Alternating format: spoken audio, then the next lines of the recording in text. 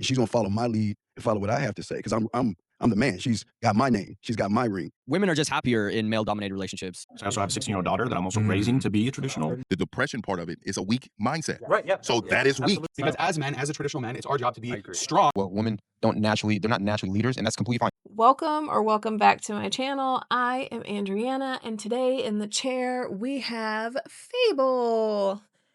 Baby. So this is part 4 and my final part on my series on Jubilee's 25 traditional men versus 25 progressive men middle ground video. So a quick recap if you're joining in late.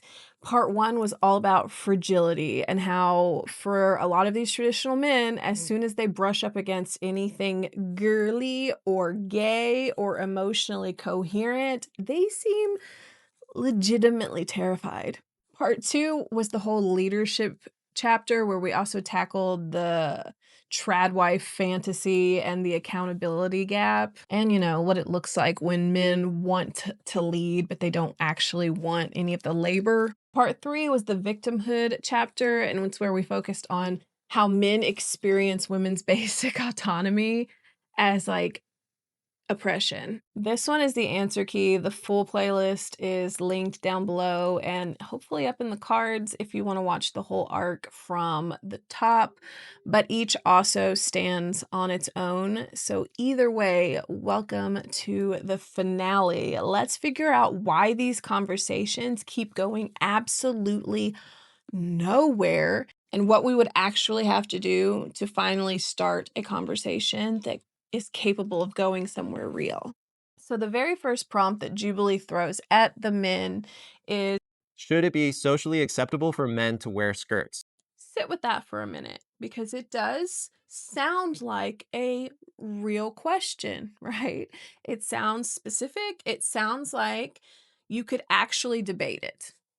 But the longer you hold it and sit with it and look at it, the quicker you realize it just begins to completely fall apart. Because what does socially acceptable mean here? Seriously, what does it mean here? Because does it mean legally allowed? As in, should men be permitted to wear skirts at all? Because that is one type of conversation. Or do they mean, should it be allowed socially? Meaning, should people be shamed, bullied, or excluded for it? Because that's a completely different conversation.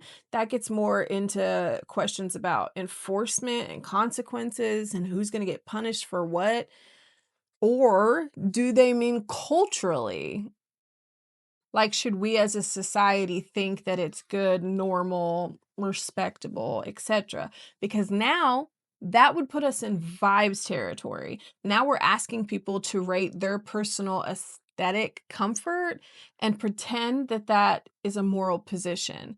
So those are just 3 different questions that I was able to just think through from one vague prompt, okay? And nobody, not Jubilee, not the men, separated them at all. So what happens? Well, the progressive guys, they are basically answering, should people be free to dress however they want without getting harassed? But the traditional guys seem to be answering, do I personally think that this is masculine? And both sides seem to think that they're having the same conversation, and they are very much not. There's also no middle ground to be found because, once again, they're not in the same conversation. So, when I heard socially acceptable, my brain did what it's accustomed to do, and that's go literal. So, if it's not socially acceptable, who is enforcing that? Who decides? And what happens to the person who doesn't comply? Because honestly, we know what happens to the person that doesn't comply. It's the bullying and the shaming and all that. I have a small example of this recently. I was buying Easter baskets for my sons a few weeks ago, maybe months now. And, cute little stuffed animals. Yeah, they might have been pink. It's Easter. And I like to buy baskets that we can practically use for storage. So, cute little woven baskets with little rainbows on them. Adorable, harmless, genderless. What the fuck? But anyways, the cashier said something about my 2 little girls, and I said, "Oh, no, I have 2 little boys." And she looked back at the items like she needed to just double check reality, and then, like, back at me, and it very much had this vibe of, "You've made a mistake, but I'm being very polite right now, and I'm not gonna tell you about it," and that's fine. Stuff like that does not bother me at all, but what that is social enforcement. That is what that is. It's small, it's casual, and look at my situation. It has started for my kids before they can even spell the word masculine. So the very first question in this entire debate was 3 questions posed as one, and the conversation just spirals from there. It kind of just sets the tone for everything that follows. Because it's not just the questions, the entire setup is legitimately, in my opinion, optimized for chaos. 25 men on each side. They get a few minutes to argue amongst themselves to decide who's going to represent them for that prompt. The only prep time that these men are actually given is spent fighting their own teammates. So then we choose a representative and we send them out, and so now they have to go debate a question they haven't really sat with a stranger who also hasn't really sat with it. And they're supposed to find a middle ground in 8 minutes with cameras going, with no shared definitions at all, and no moderator pushing for clarity, fact checking. Now, sure, they fact check on the screen, but that doesn't help in the moment. So in my opinion, this is not a debate at all. This is a content mill hiding behind like a moral alibi, and that's fine. I'm not saying Jubilee has some evil master plan, but we cannot deny that this format very much rewards the loudest voice, not the clearest. It rewards the best sound bites, the most clippable moments, not the best questions at all. And the whole middle ground framing in general quietly implies that every issue has a reasonable center. When, spoiler alert, some don't. Should men be punished for how they dress does not have a halfway point. It just doesn't. So when I say that this is irresponsible, I don't mean like call the authorities. I mean, what was this for? Like, what were we trying to do here? Because if the goal was clicks, great, mission accomplished, you did it. But if the goal was a productive conversation about masculinity, this wasn't it. And I think we all knew this by like minute 4. So now for funsies, let's just quickly run through the rest of these prompts because they all have the same disease. So the next one, does society need the trad wife and the girl boss? Need. What does that mean? And I'm sorry, what exactly is a trad wife? Also, what exactly is a girl boss? What the fuck is that? Because I don't identify as either one, and depending on how vague you keep those definitions, I could be slotted into both, which honestly tells you how useful these categories are. So, if I can be both, then the words mean nothing. If I can be both, then the words mean nothing. Are depressed men weak? And I just need everyone to take a moment to sit with how irresponsible that question is. What does weak mean? Because these guys managed to find a loophole in where they're like, well, health-wise, technically you're weaker than if you weren't depressed. Great. That's great. You found a technicality. That's very clever of you. Was that what we were going for, though? Do you get what I'm saying? Was that the conversation that we were actually trying to have? Or did you just platform a whole bunch of really harmful ideas about mental health? Let people say, genuinely damaging things and then call it a draw because somebody played word games. I'm gonna just leave it alone. I'll just leave it there. Next one, should men be the romantic leader in relationships? I think it's important that we state that the order of God in Christianity is God over Christ, Christ and man, man over woman, and this is vaguely in Islam. There is something similar in What does that mean? They literally have a gay man on the traditional side. I am a gay man, and my experiences within the gay community and the depression that I've gone through is a complete. I am a gay man, and my experiences within the gay community and the depression that I've gone through is a complete. Sir, what are you doing here? And if you believe a man should lead in the relationship, then what do we say about lesbians when there's no man? Who leads in that situation? Who's in charge? I would love to hear the logic. Like I would actually like to hear the logic. Then we have, is misandry more allowed than misogyny? So again, what does allowed mean? Allowed by whom? We covered this in part 3, so of course I'll keep it super brief, but we're not comparing the same things, okay? The structural, historic, and systemic oppression of women is not equivalent to some men being upset that women have opinions about them on the internet. Those are not the same. They don't carry the same category of harm. They're not even on the same damn shelf at the library. What are we doing? Is Elon Musk a good role model? No. Next question. Fine. Let's do this one too. What does good mean? What does masculine mean? Because it seems like 50 men in a room can't come to an agreement on that. Role model implies that we would want young people to emulate them. So do we want young men to emulate Elon Musk? Is that what we want? He's objectively weird. And that is me being very generous because I have a lot of strong opinions about that weird little guy. Okay.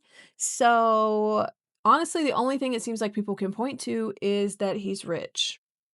And if wealth is your sole metric for role modeling for young people, well, I mean, good job, Jubilee. You have revealed quite a bit more than I think even you intended to, because that's crazy. My point is that every single one of these prompts, they're all built the same way. They're vague enough to sound meaningful, but they're specific enough to make sure that you get good arguments and sound clips and sound bites out of them. They also are undefined, so you never actually know if anybody's debating the same thing. It's not a conversation. It's not even a true debate.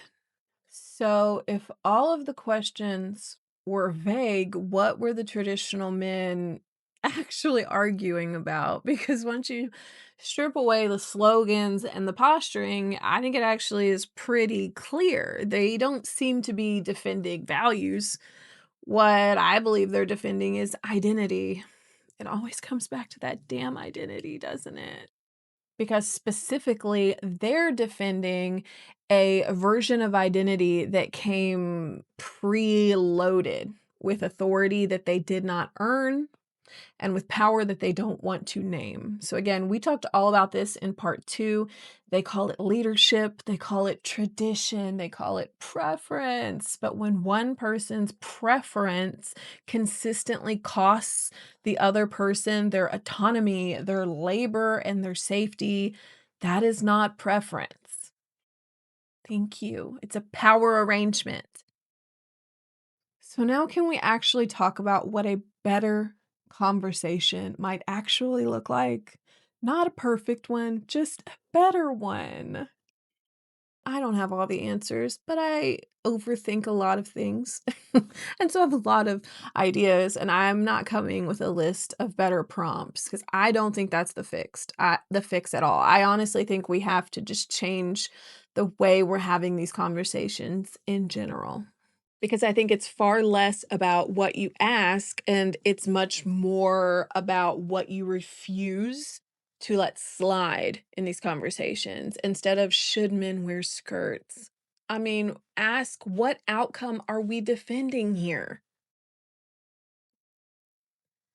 Like, if you don't think men should wear skirts, okay, but what are you actually protecting? Are you protecting a dress code, your own weird social hierarchy? Are you protecting your comfort?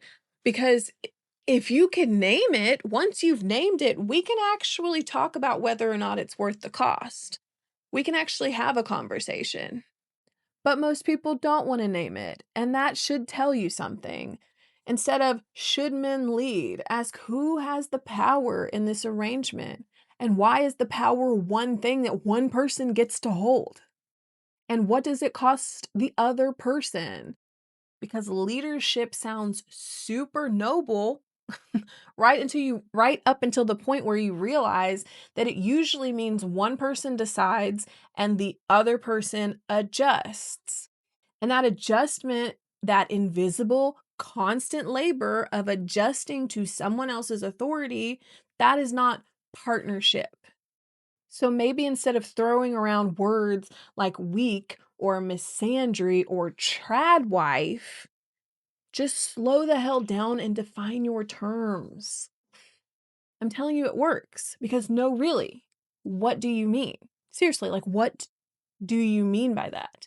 Because I've found that when you make people define the words that they're using, one of two things tends to happen. Either the conversation gets more productive because everyone's now talking about the same freaking thing, or the person realizes that they don't actually have a clear definition and they were just kind of using the word as like a vibe, as like a costume for something they didn't want to say or didn't know how to say plainly, whatever. Both outcomes I find are more useful than these vague loops. So, and this isn't just about Jubilee. This isn't about Jubilee at all. It's about the conversations we're having in real life with our partners, with our friends, with the men in our lives that we actually would like to reach. If the question is sloppy, then the conversation will be sloppy. Yes. If the terms are undefined, then people will just naturally do what humans do, and that's fill them with whatever definition serves their position. It's just human nature, I guess. I am thankful to Jubilee for giving us such a clear and condensed example of something that just happens all of the time in relationships and families, in group chats and in comment sections, in any conversation where someone is using soft language to ask for hard power and then acts confused when they meet any resistance or pushback. So this series was for any of the women who feel this, who get this, who are exhausted by this same exhausting loop, but who, like me, refuse to stop trying. That is what I do here. I strive to try to be a translator, to put language to the things that we see, these patterns that we observe, so that we can actually start to dismantle them. So if that's at all interesting, I do encourage you to subscribe. This is a brand new channel, and any and all engagement truly, truly helps. So thank you for that. So there we have it, 4 videos. The pattern underneath all 4 is the same. Vague language protects power, and power that cannot survive a clear question was never legitimate to begin with.